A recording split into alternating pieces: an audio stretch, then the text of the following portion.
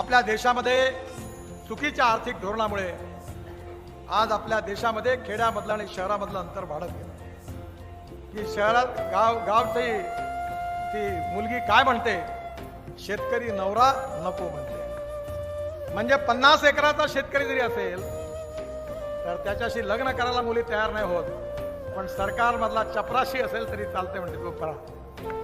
ही आपल्या शेतीची हालत आहे.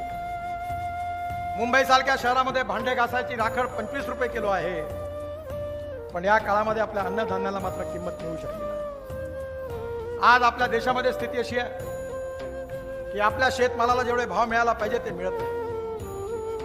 याचं खरं कारण असं आहे की शरद जोशी साहेबांनी त्याच वेळी सांगितलं होतं की आपण ग्लोबल इकॉनॉमीमध्ये चाललो आहे, त्यामुळे आता भाव ठरवणं आपल्या हातात नाहीये.